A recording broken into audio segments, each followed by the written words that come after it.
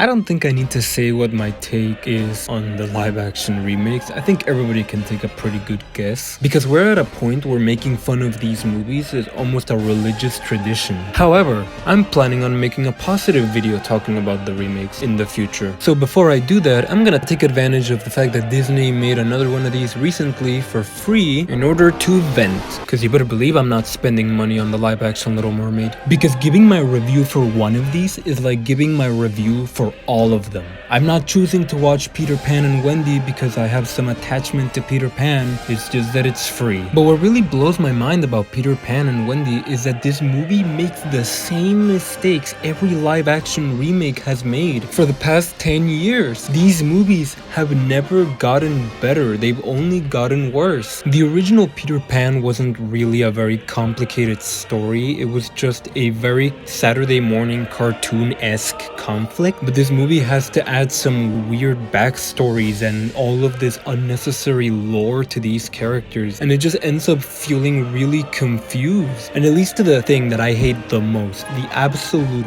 worst thing about all of these remakes is that they usually take out scenes from the original movie that are very important, but the movie is still somehow longer. Animated Peter Pan was so delightfully short, barely over an hour long, and that's how long it needed to be. But this movie has a way of simplifying so many of the important scenes and taking all of the emotional weight out of them, but the movie is still somehow 30 minutes longer. The movie tries to fill up time with these really bad jokes like, "Oh, she fell into the water, but did you hear her splash? No, maybe I didn't. Taking a really long time. Did anybody hear her water? Something unique that I did for this one compared to the other live action remakes is that I watched this one without having seen the original. Like, I've seen the original Peter Pan a long time ago, but like I can't remember anything about it. And that was probably my biggest mistake because this movie is completely unintelligible without the knowledge of the original one. The scene at the beginning where Wendy gives Peter the thimble and says that it's a kiss kind of makes more sense in the animated given the context and the emotional weight of that moment, but in here it just makes no sense. Why is she giving him this? And a lot of the sequences that are very impactful and important just get glossed over. The flying sequence is super wondrous in the original, but in here you can just see the green screen because the visual effects of this movie are just unfinished. This movie is ugly. It is hideous. Every shot looks like this weird brownish green color. I know the Pinocchio one technically had worse effects, but this movie looks worse. I know people were making fun of Tinkerbell being black in this one, but honestly that is the least of the worries. She is horrifying in this because she's not like a real person most of the time. She's like a CGI body flying in the screen, and she doesn't look like she belongs in the scene ever. It looks like those scenes in The Emperor's New Groove where Cusco goes in front of the screen and starts drawing with a marker. But all of that stuff is minor because it wouldn't be a live action remake without the movie trying to deconstruct the messages of the original and trying to call them outdated. This movie tries to add some weird backstory to Hook and give him a more dynamic relationship with Peter Pan, which at first I thought could be interesting, you know, maybe like some weird Peter Pan fan fiction type of thing. But it's the most generic, shallow backstory you can possibly give these characters. Oh, you betrayed me, so now I hate you, but now I need to realize that it's not your fault and I'm technically the bad guy. We're not so different, you and I. It's really confused. It doesn't make any sense. Like, it's completely worthless entertainment. There is absolutely no substance to any of this backstory. The original Hook works because he's such a simple character. He's fun to watch and easy to hate, and you want nothing but to see him get defeated. But Disney kinda hates villains now, so I guess they wanted to give him a more complicated backstory, but the movie doesn't want to commit to it either. It doesn't actually want to put any of the effort required to make that backstory work. So you're left with a character that gives the illusion of being deep and complicated while having no actual development in the movie. And it's really weird too because by the end of the movie you kind of don't know whether you're supposed to like or hate this guy. And it's especially worse when you realize that the good guys basically murder him at the end of the movie. Like Wendy, he was already at the edge of the ship. He wasn't going to be able to fight back. And oh my god, Wendy is really awful in this. In the original one, Wendy and Peter had a good dynamic that highlighted the differences between men and women at that age. Wendy was much more intelligent and mature, while Peter was much more rash and daring. It showed both strengths and weaknesses of both sides. Peter,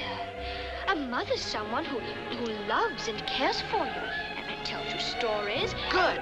You can be our mother. But we can't have that in a modern Disney movie because that would imply that women have weaknesses and men have strengths over them. So now Wendy's amazing and perfect at everything while Peter is this weird, spiteful, unlikable person. He has almost no presence in this movie. All of his charm and radiance is gone to make room for this quasi-tragic backstory. And the other characters don't really fare better. John and Charles basically do not exist in this movie. And people have mentioned before that in the original there was a reason as to why the Lost Boys was only boys, because the author of the original story actually researched child psychology and determined that men usually are dumber at that age. But I guess there's no way that James Matthew Barry would know better than the people that made this movie. There's a point where Peter Pan dies and I was just like, is this real? Like, I knew he wasn't dead, but I couldn't believe that they were going through this. And this happens because Wendy was singing a song and Hook could somehow hear her from the other side of a continent. But okay, it's fine because Peter Pan actually just comes back to life. He's just fine because Tiger Lily put some flowers on his chest. And oh yeah, Tiger Lily's here. She's not a character. She's absolutely the most empty calories character there to just be a cool woman fighting. She's just there to beat up pirates and look cool because, you know, that's all you need to make a cool character nowadays. Peter Pan is supposed to be the experienced and capable one, but he's constantly needing to get rescued by the other characters. And even though he's supposed to be the one with the most development, he's wrestling for screen time with Wendy to the point that they couldn't even let him have the full title of the movie. Like, if you wanted to make a movie that explores Peter Pan and Hook in a more complicated way, then why didn't you focus on them? There's a scene at the end of the movie where Peter Pan is like, oh, this is where I used to live and you can see my name engraved on the wall. And then Wendy goes up to the wall and starts scribbling something, and I was thinking, oh, she's gonna write "and James" to symbolize that Hook and Peter came from the same background and they're not as different as they might have thought. But instead, she writes Peter Pan and Wendy on the wall. So they're really taking the Ray Skywalker approach on this one. I don't know, I feel like I could just talk about this movie for hours, but at the end of the day, I would just be saying nothing because this movie doesn't feel